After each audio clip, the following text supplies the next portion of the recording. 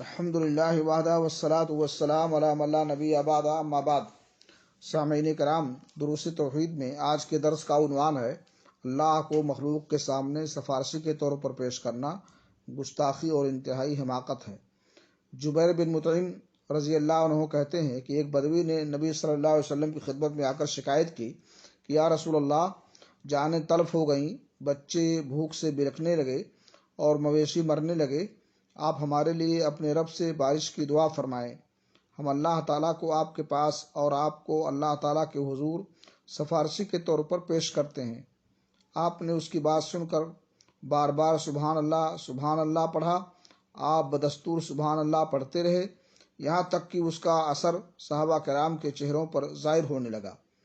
پھر آپ نے فرمایا، وَيْحَكَ تَدْرِيمَ اللَّهِ ان شأن اللہ اعظم من ذلك انہ لا یستشفع باللہ علی احد۔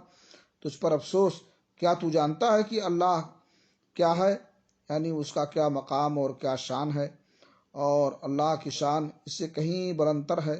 اسے کسی کے سامنے سفارشی کے طور پر پیش نہیں کیا جا سکتا، یعنی اللہ تعالیٰ کو مخلوق کے سامنے بطور واسطہ اور وسیلہ پیش کرنا درست نہیں، کیونکہ اللہ تعالیٰ کی شان اس سے کہیں بلندتر ہے، جبکہ مخلوق رب تعالیٰ کے سامنے وضیع و حقیر ہے۔ اسی لیے رسول اللہ صلی اللہ علیہ وسلم نے اس بدوی کی بات کو سن کر بار بار سبحان اللہ کہا۔ اللہ تعالیٰ ایسے امور و اوصاف سے بلکہ ہر شعب نقص اور سوء ظن سے منزہ اور بالاتر ہے۔